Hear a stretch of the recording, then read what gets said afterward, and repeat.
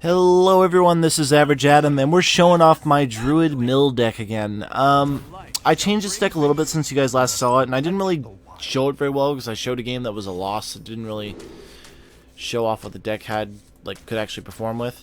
I think we're going to keep the sheep on this one.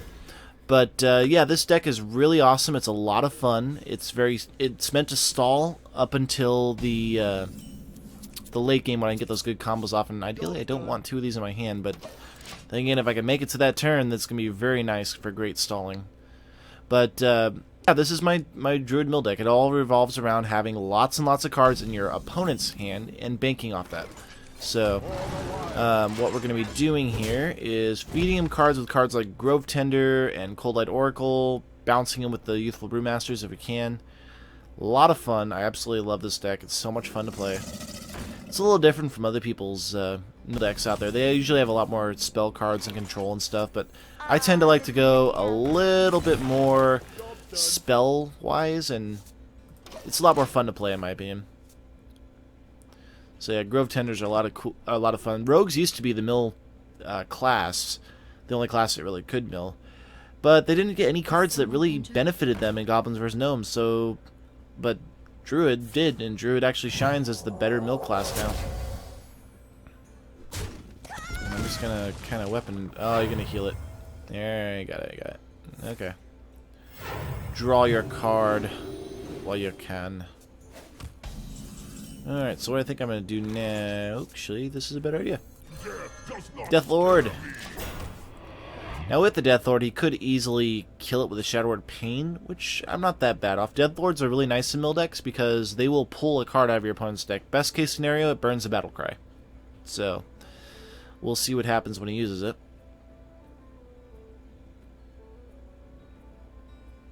I do have a couple Sludge Belchers, so I do have enough taunt to keep me safe. And actually, if he burns a Shadow Word Pain now, that's actually not a bad thing for me. That's actually a very good thing right now. Alright, what's he doing? Oh, you just, like, made it a perfect swipe target, didn't you? Thank you. Well, that was beautiful. That couldn't have been set up better. Always anticipate the Druid swipe. Druid swipe will ruin your day.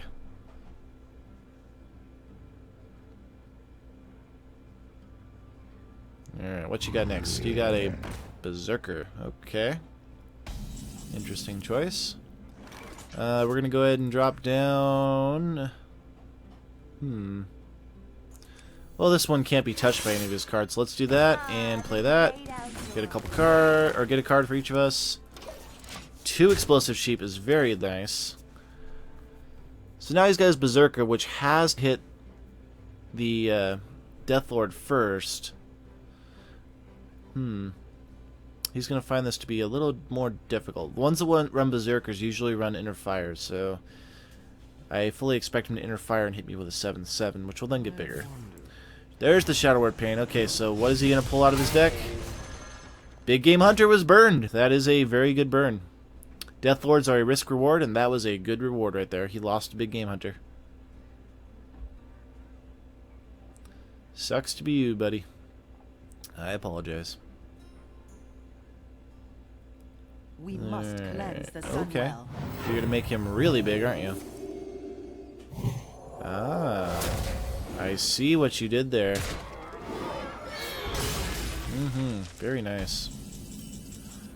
Okay, what I do next will be a little... Actually, I got choices here. I think what I'm gonna do is I'm gonna play...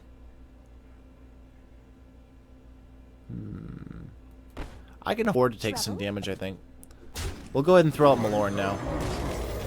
Malorne is a really big creature that needs to be dealt with. I've already burned a Big Game Hunter, so he might actually be running Big Game Hunters instead of Shadow Word Deaths, because they are the same cost. So he probably will slam both of these in here, which I'm okay with, because I'll get Malorne back in my deck again. Which is really cool. It's a really nice Druid Legendary. I'm actually happy they got this. 9/7 for 7 is actually really nice stats.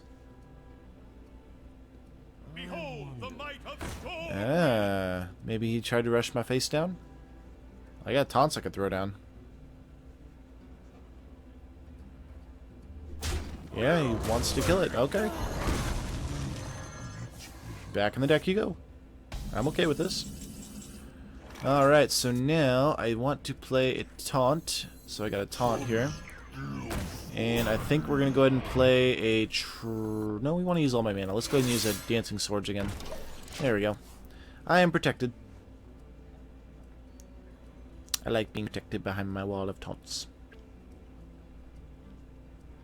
What you got, bud? What you got? I'd like to see you try to destroy me.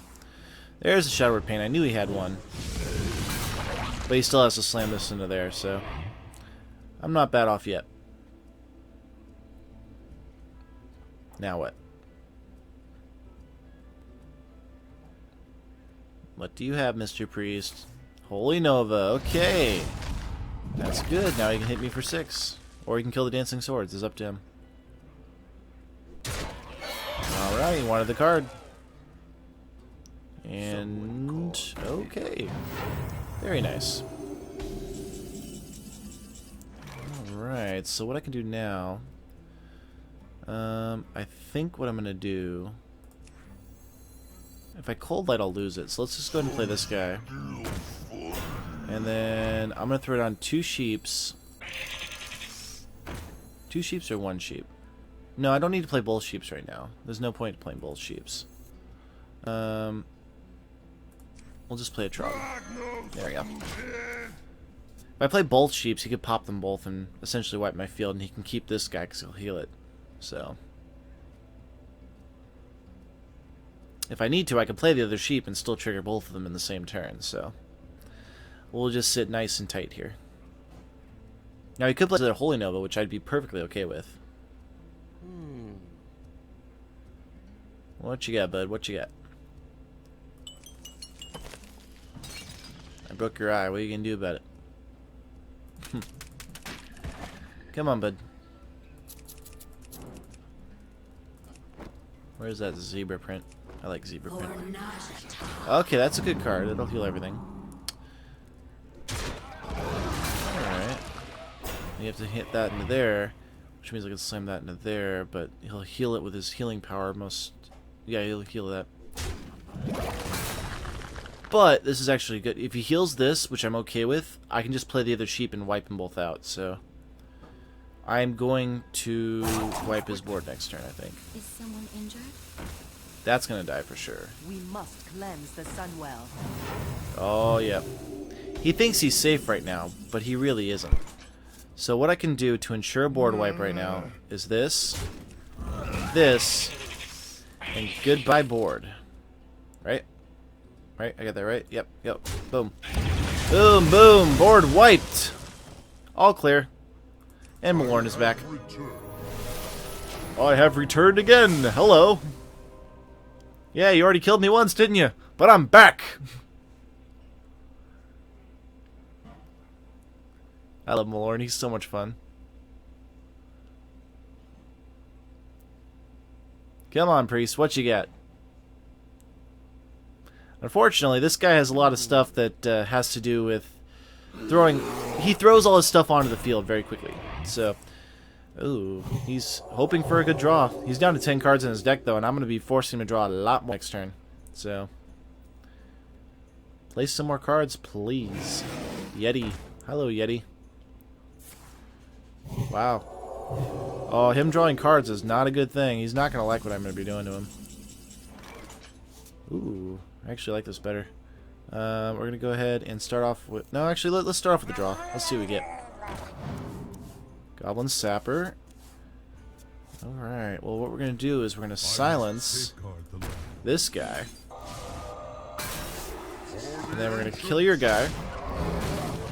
And then we're going to Goblin Sapper. Which doesn't get the pump yet, but we'll see if we can get that coming up. I have 2 Brewmasters in there and another Cold Light Oracle somewhere in my deck. He's probably going to slam this into here in order to send this guy back into my deck, but I could just draw him again. So,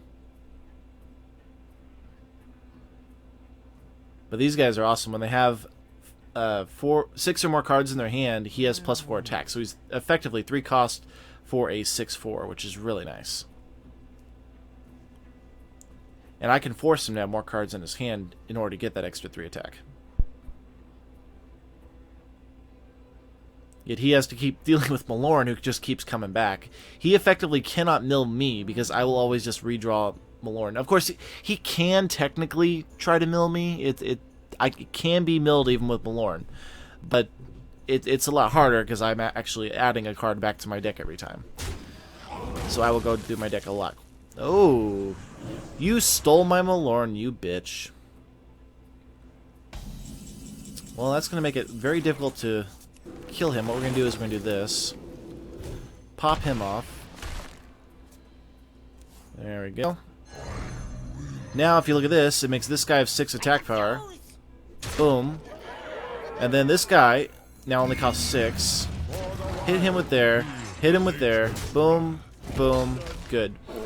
My Malorne may be in his deck, but I have the clear board advantage right now.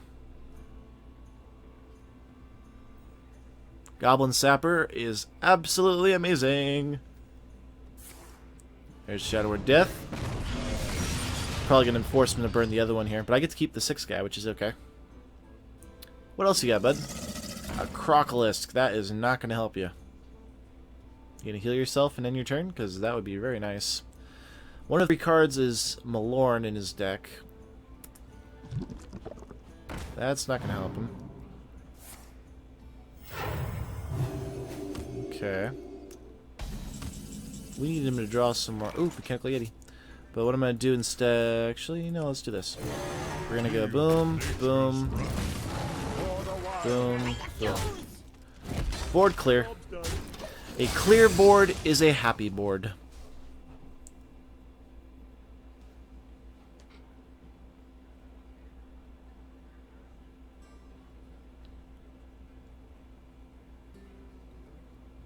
Malorne again? Malorne will have re-entered play 3 times, which is pretty crazy.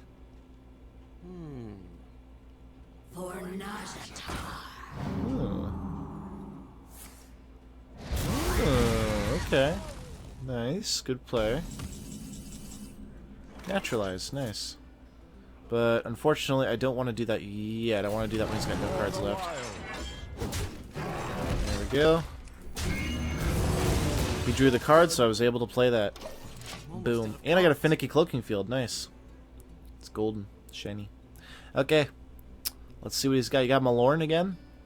Because I'll just naturalize him and put him back in your deck. Not afraid to do that. So I do have an anti-Malorne card. There he is. He's back again. Hello again, Malorne. For the 3rd... Oh, I can't, actually. Very nice. But actually, I can do the same thing with my guy, little does he know. Here's my Cold Light Oracle. First we're going to hit him with this. Cold Light Oracle. Force him to draw the last card in his deck, plus another one. Then we're going to play a Trog. Going to Finicky Cloaking Field this guy. Actually, should have used on this guy, but that's fine. We're okay. I'm effectively saving that 8 damage, and I have the Naturalize to kill his Malorne next turn. There's 2 damage from you. I have 8 more coming through that he cannot stop. If he plays a spell, he's going to pump my guy. And I have Trogzor, too, which is a lot of fun. Though Trogzor would have been nice to have a little earlier. He's probably going to kill off my Cold Light, because he knows I can mill him with that. But I haven't drawn either of my Brewmasters yet, which is very unfortunate. Because that's the dream combo right there. Boulder Fist Ogre. Very nice. Now, I think that I'm going to naturalize the Ogre instead, actually. He took 2 damage from Fatigue this last time? Yeah. So this will force him to take... He's going to take 3, and then the 4 and 5, which is 9, 10, 11, 12. Actually, I win this turn. Yeah, just with the Naturalize, I win this turn. I just don't naturalize Malorne, I naturalize the other guy. I do have Tree of Life, just in case, but I really don't need it. So, we're going to go ahead and boom, boom, naturalize, attack him for 1, play this. Oh, you die too fast. Oh, he's already dead. I had lethal already. It's okay. Oh, so even though he stole Malorne, and Malorne did die like 4 times, still, I was able to pull off the win there. So let me show you real quick what makes this deck tick, what makes it so awesome, and why I enjoy it so much. Let's see here, where are you? Mill Deck. Alright, so in this deck, you got the 2 Naturalizes, great for 2 draw for the opponent, and it's a Destroy, which is pretty good. 2 Explosive Sheeps, I find they're really good for controlling Zoo and anything with small minions and stuff. And remember that you don't have to put both in the field at the same time. You can play one in one turn, and the next turn play the other one to get the full effect off it, because they will pop each other. Trogs are very nice. I love them. They didn't really get a lot of use this game, but still, they're still really good. Brewmaster and Cold Light combo is great. I didn't get to do that, but it's an amazing combo for drilling through the cards in your opponent's deck. Then we got Dancing Swords, which is great card for mill. Death Lord's great for mill. Goblin Sapper, good for when they have a lot of cards in their hand. Grove Tenders, awesome mill card. 2 swipes for the control. Keepers of the Grove, because they're in every Druid deck. Mechanical Yeti is also a decent card for this deck, because he gets to add the spare part to their hand, giving them effectively 1 more card in their hand, which I did use effectively to add a Clockwork Giant on the field. Sludge Belchers, because they're great for stalling. They're really OP, and they're amazing. Malorne, because, well, that was a Malorne game, so you can see why he was useful. Trogzor the Earthinator, didn't get to use him a lot that time, but still he's a lot of fun, and he's a great legendary that needs to be dealt with. 1 Tree of Life, because there will be decks that just focus you down, and that's all they do. And then you play Tree of Life, and then it's like, oh, well, I guess I should have been looking at your minions, as my minions attack all yours, and yeah, they're amazing. Just one of those is just enough to do the job. And 2 Clockwork Giants, because I'll be filling your card deck up with your hand up with cards, and then I'll be able to play these guys really cheap. So that is the Druid Mill Deck, guys, that I love to play. Let me know how it works for you, and if you guys enjoy it. It's not going to win you all the games, but it is a lot of fun to use. So thank you for watching, guys. Subscribe if you like the content, and have a terrific day.